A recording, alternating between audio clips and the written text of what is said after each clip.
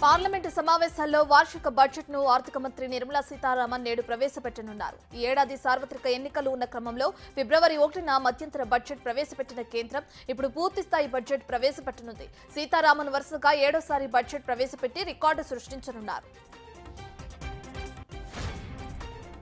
BJP నేతృత్వంలోని NDA మూడోసారి అధికారం చేపట్టిన తర్వాత ప్రవేశపెడుతున్న తొలి బడ్జెట్ కావడంతో ప్రాధాన్యత సంతరించుకుంది. ఎన్నికల్లో బీజేపీకి సీట్లు తగ్గిన క్రమంలో ప్రజలకు చేరువయ్యేందుకు ఈసారి కీలక నిర్ణయాలు తీసుకునే అవకాశం ఉందన్న అంచనాలు ఉన్నాయి. ధరల తగ్గుదలపై పేదలు ఆశలు పెట్టుకున్నారు.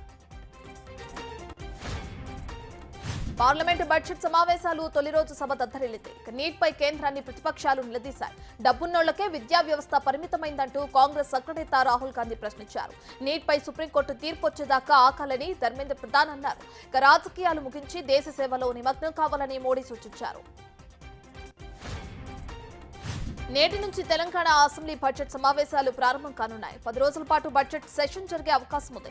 సమావేశాల్లోనే ఓట్ అండ్ అకౌంట్ బడ్జెట్ ప్రవేశపెట్టనున్నట్లు సమాచారం. బడ్జెట్లో 6 గ్యారంటీలకే అధిక ప్రాధాన్యత ఉండే అవకాశం ఉంది. ఈ సమావేశాల్లోనే జాబ్ క్యాలెండర్ ప్రభుత్వం ప్రకటించే ఛాన్స్ ఉన్నట్లు తెలుస్తుంది. ఏపీ అసెంబ్లీలో నేడు గవర్నర్ ప్రసంగానికి ధన్యవాద తీర్మానం చేయనున్నారు. వైసీపీ ప్రభుత్వం తీసుకొచ్చిన ల్యాండ్ టైటిలింగ్ యాక్ట్ తో పాటు వైఎస్ఆర్ హెల్త్ యూనివర్సిటీ పేరును ఎన్టీఆర్ యూనివర్సిటీగా మార్చుతూ బిల్లు ప్రవేశపెట్టనున్నారు. ఇక వీటితో పాటు 3 శ్వేతపత్రాలపై చర్చించే అవకాశం ఉంది. కూటమి ప్రభుత్వం వచ్చాక రాష్ట్రంలో 31 రాజకీయ హత్యలు జరిగాయన్న వైసీపీ వ్యాఖ్యలపై ఏపీ సర్కార్ స్పందించింది.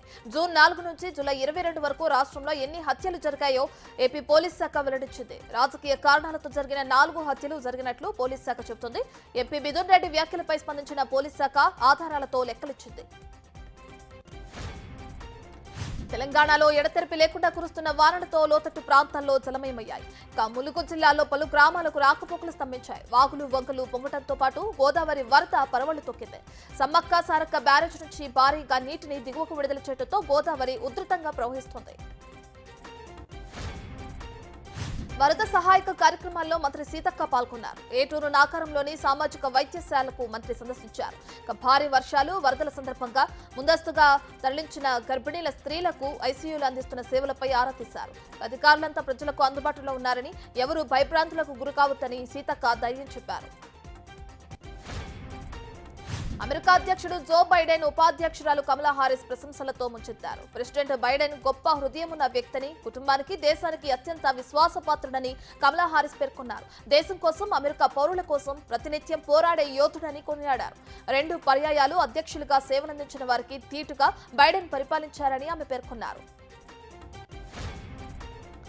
భారత్ శ్రీలంక సిరీస్ లో టీమిండియా ఆటగాళ్ల ఎంపికపై విమర్శలు వెల్లువెత్తుతున్నాయి. కెప్టెన్సీ బాధ్యతలను పాండ్యాను కాదని సూర్యకుమార్ యాదవ్ కు ఎందుకు ఇచ్చారనే మాట ఆటగాళ్లు ప్రశ్నిస్తున్నారు.